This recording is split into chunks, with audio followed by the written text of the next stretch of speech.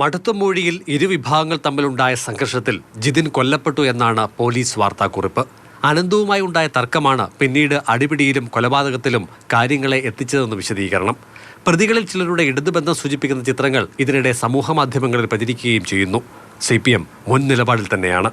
3 വർഷം മുമ്പ് അവർ കുറച്ചു കാലം DYFIയിൽ വന്നു. മയക്കുമരുന്ന് മാഫിയ പ്രവർത്തനങ്ങൾ, അവിടുത്തെ സാമൂഹ്യവിരുദ്ധ പ്രവർത്തനങ്ങൾ, അത് കൈവിടാൻ അവർ തയ്യാറായില്ല. അതാണ് എൻ്റെ പ്രധാനപ്പെട്ട ഒരു കാരണം. CPM ഭാഷ്യം പോലെ കാര്യങ്ങൾ എത്തിക്കാൻ പോലീസിനുമേൽ ഭീഷണിയുണ്ടെന്ന് BJP ആരോപണം. ഏതാനും മണിക്കൂറുകൾ കൊണ്ട് ആ കള്ളനാടകം പൊളിഞ്ഞുപോയി എന്നുള്ളതാണ് യാഥാർത്ഥ്യം. ഒരു രക്തസാക്ഷിയെ സൃഷ്ടിച്ചിട്ട് അതിനുവേണ്ടി പാട്ട് കുലുക്കാമെന്നുള്ള വ്യാമോഹമായിരുന്നു CPM-നുണ്ടായിരുന്നത്. സമൂഹ മാധ്യമങ്ങളിലെ പ്രചാരണങ്ങളോട് ചേർന്ന് നിൽക്കുന്നതാണ് പ്രതി നിഖിലേഷിന്റെ അമ്മയുടെ പ്രതികരണം. നിഖിൽ അങ്ങനെ ഒരു രാഷ്ട്രീയത്തിലും പോകത്തില്ല സാർ. അവന് ടിപ്പറുണ്ട്, ടിപ്പർ അസോസിയേഷനിലുണ്ടായിരുന്നു. ഈ മരിച്ച പയ്യനാണെങ്കിലും ഞങ്ങളുടെ വീട്ടിൽ വന്ന് ആഹാരം കഴിച്ചിട്ടും ഇവന്റെ കൂടെ തടി വെട്ടാനും മോന് വീടിന്റെ പണികളൊക്കെയാണ്. അപ്പോൾ തടിയൊക്കെ എടുക്കുമ്പോൾ മുറിക്കാനും ഒക്കെ വന്നിട്ടുള്ളതാണ്. അങ്ങനൊന്നും ഒരു വഴക്കോ ഒന്നും നല്ല കൂട്ടുകാരായിട്ട് നടന്നു വരാം.